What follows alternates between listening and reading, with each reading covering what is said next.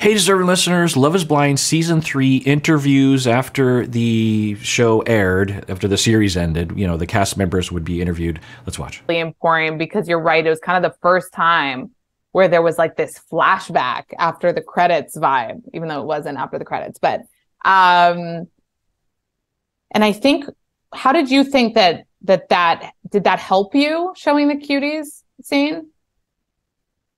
It helped me emotionally a ton. I mean, I don't think Zainab realizes like how damaging what happened at our wedding day was for me. Yeah, everything that he's saying, it just lends credibility to him as a human being in general. Every time she asks a question, I'm bracing myself for a very political answer that most cast members will give in situations like this. And then he gives an answer that seems very believable. I don't know if he's telling the truth or not. I can't tell, obviously, but I'm just going to say that. But she asks, you know, how did you react when you saw the cutie scene? She also said, I didn't know you called oranges cuties or tangerines cuties like that. Yeah, I'd never heard that before either. So he's saying it was very helpful for me. And I thought he was going to say, because it vindicates me to the public, but we don't hear that. And that points to how he's oriented. He doesn't seem to care as much as other cast members do about how the public sees him. It's more about how he feels about himself, right? And people may be close to him. So he ends the reunion and the season feeling like, was I a monster? At least that question is brought up, particularly because Zainab and a lot of people online were attacking him. And then he sees the cutie scene and he's just like, oh, thank God that they showed that, because I and the majority of people see that as an indication of something very, very different. And so that makes me, because there was a part of him upon getting all of that, I mean, you could say it's even verbally abusive in a sense. I don't know if I want to go that far, but purposely hurtful and accusatory of him in a way that he didn't think was true, but then over time you wonder, is it true? Then he sees the cutie scene and then he says here, it made me feel so much better because I thought maybe I am a monster. And sure, I said some things that were insensitive. There were some dumb things that I say I regret, but I'm certainly not the way she was painting me. I don't see myself that way. And upon seeing the cutie scene, I can relax and know that I'm not as bad as she was making me out to be. And I think, how did you think that did that help you showing the cuties scene? It helped me emotionally a ton. I mean, I don't think Zainab realizes like how damaging what happened at our wedding day was for me. Right. And the other thing that he is pointing out, which was indicated by his behavior, crying at the ceremony of the wedding and then at the reunion, and I was hypothesizing about it then, that it's easy to look at Cole, given his demeanor and his gender, and think that he'll recover and that this isn't a big deal to him. I was hypothesizing there's a good chance that this could really destroy his idea of himself and his trust in other people for all the reasons that we've already talked about. And he is saying, I don't think Zainab understands. And again, he doesn't orient it towards the internet. A lot of the cast members, they do, Zainab included, they orient their response like people don't, people watching on, and he has referred to that, but emotionally speaking, it's much more relevant to him in terms of, away from the cameras and the production crew and everything and the crowds, it's more of, that's more of the world I think he orients himself towards, which I think is pretty healthy. And so he's saying, I don't think Zainab understands how that affected me. And I think this also points to what I was saying earlier, that he might give off a vibe, not on purpose, of course, but he might give off a vibe that he's totally confident and strong and things don't affect him and he'll bounce back and everything's fine with him. And that's a very destructive notion to believe about any human. I learned that long ago as a clinician, because I would have those ideas too, because people would give that vibe. Sometimes they would explicitly say, I'm fine, everything's fine. Everyone is sensitive. Everyone can be affected by these things. Everyone is hurting. Everyone is sad. Everyone is scared. Everyone, particularly the people that don't seem like they are. Because to reduce our pain and our suffering and our anxiety is partially to show it, because it signals to others that we have needs, and then they take care of us. When people don't signal, that means they have very little way of getting their needs met, and long ago they learned they can't depend on other people. So he might actually be in that direction. It's easier to detect preoccupied attachment than it is avoidant, because sometimes avoidant can look secure because the person seems to be resilient, and they sometimes are.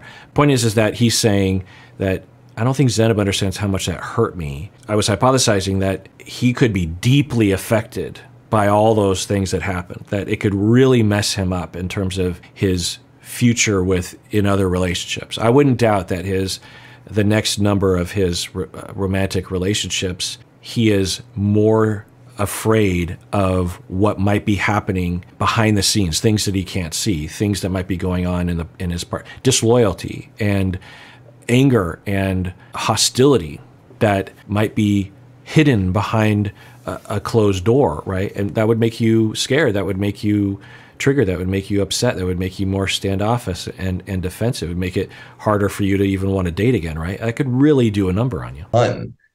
I mean, I don't think Zenab realizes like how damaging what happened at our wedding day was for me, or just anyone. I just think it's part of our culture nowadays that like when you break up, it will not be amicable. Like if you break up with someone, you need to beat them down.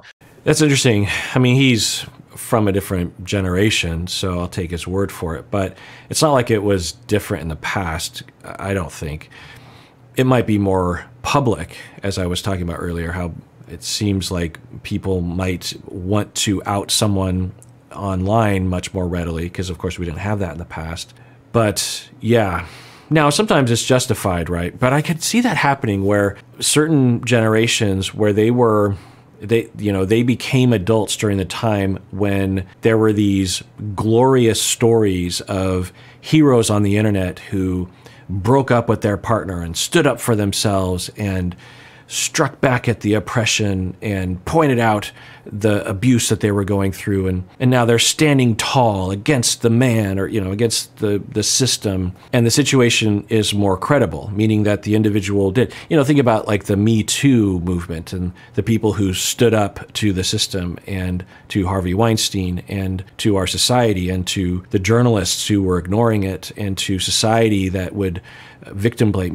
There were heroes there. That's not a breakup story, of course, but it's analogous, right? And so you are raised in a culture that has those elements, and you see those heroes and you see reactions to those heroes. And of course, you're going to absorb those notions. But if you have a limited understanding of what's happening, and you have a limited understanding of yourself, and you also have a lot of distortions, you could see how someone would think, ooh, I'm like one of those Me Too people. I'm like that hero that broke up with that jerk face on the internet last year, and that jerk face has now been outed for what a jerk face they are, and that hero rose above it all. Like, we all love that person. We hate that because of the way the internet reacts to. Now, of course, the Me Too movement, the society, at least in my anecdotal experience, reacted in a healthy way, in that they supported the victims and prosecuted the perpetrator. But I imagine there might be a lot of these breakup heroes on the internet. I'm guessing that there are a lot of them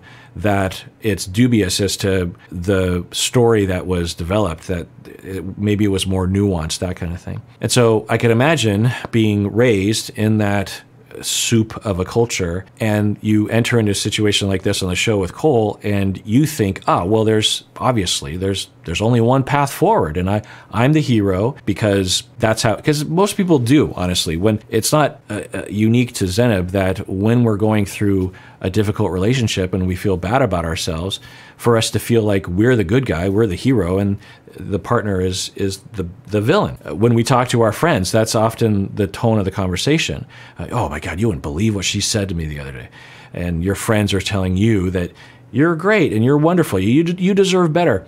Almost everyone is being told that. You deserve better. So who's right? Well, usually it's just the narrative, supportive friends, triangulation. Anyway, so that's always been the case. That's not new, as he is suggesting, but social media and maybe that feedback loop between that human tendency, and also the internet and social media, and then goes around and around. And he's saying that he thinks Zenab was affected by that. Yeah, I could see that. What do you think? This episode is sponsored by BetterHelp.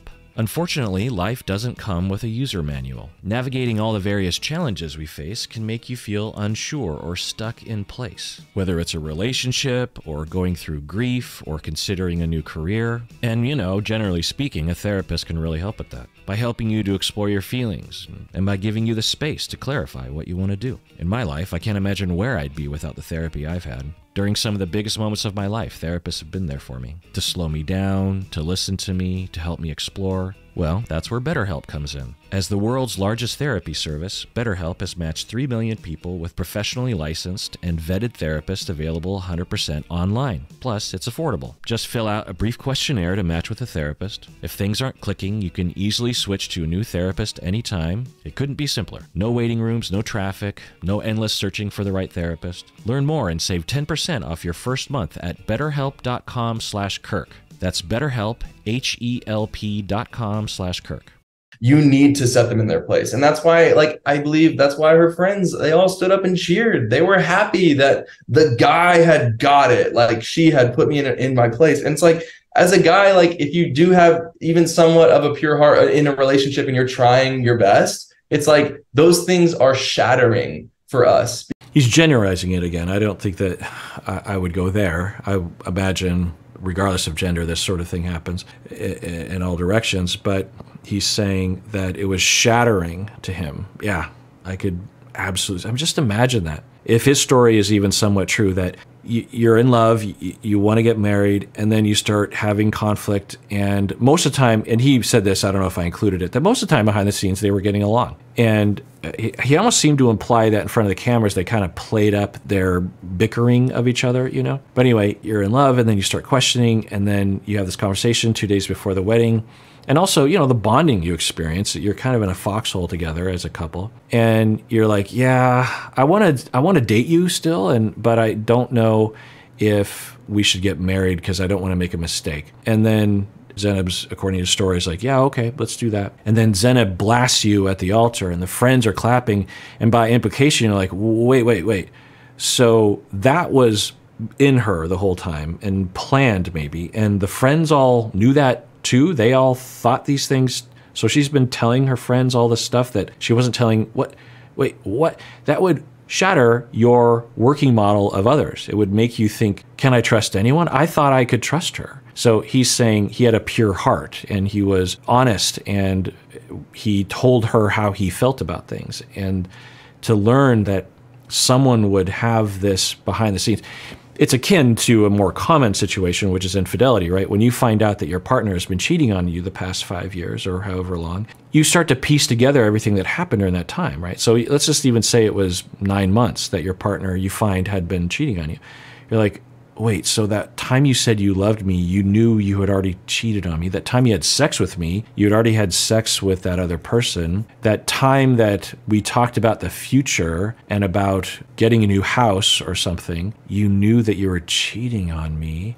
And that time when I was crying about how you would hurt my feelings and you said that I was too sensitive, you were cheating on me at the time. It really reworks your entire life and adds this massive beacon of horribleness, which is anyone could be lying to you in a systematic way, in an elaborate, convincing way at any time, and you will not know it. You do not have the ability to tell when someone is doing that to you. So everyone could be lying to you at this point. Can you trust anyone with that? Hopefully he doesn't translate it to everyone, but you could see him romantic relationship-wise being shattered and damaged and harmed in that way. Because now we believe we're all those things. And we believe that every relationship we're in, we're just hurting people and we can't do anything right. So when I saw the cutie scene and I was now able to see, I hadn't done what she said, it was a huge weight lifted off of me of okay, it doesn't make her bad. What it means is she really genuinely was hurt. But it also means that I really genuinely did not hurt her intentionally. It just happened somehow in the way that we communicated. Interesting. Yeah, that's pretty close to the way I took it too. He's saying she was genuinely hurt. He was clear about that point, meaning that she's valid to be hurt, but I didn't mean to. And the way that she was painting it, it was like I meant to do all those things, that I meant to make her feel that way. He didn't say she's stupid for being hurt. He didn't say that, and that's particular. Let's rewind that. Hadn't done what she said. It was a huge weight lifted off of me of like, okay, it doesn't make her bad. What it means is she really genuinely was hurt. But it also means that I really genuinely did not hurt her intentionally. And just think about the statements, both at the reunion and in interviews, made by Zay, and contrast that with what Cole is saying. I don't know exactly what that means because I can't know these individuals. Cole could be a complete jerkface behind the scenes. I don't know. But it's a very different set of statements from these individuals, right? I mean, not only their story, but just the principles that they seem to be operating from. He's operating from a principle of she is a good person and I'm not going to throw her under the bus any more than I think the scenes demonstrate, I guess. He's saying, because he could easily say she's sensitive, what a lot of people say. People are bullying her online. They're saying all sorts of horrible. He could say things in that direction and get a fair amount of support, but he's not saying it. He's saying she's not a bad person. And she had this reaction. And when I see the scene, he's not saying this explicitly, but I think he's saying, I could see how she would interpret it that way. But I can't see how she would think I meant to do those things. I can't see how she would not tell me and give me a chance to correct for that. All right, well, that is it for that episode. Everyone out there, please take care of yourself because you deserve it. You really, really do.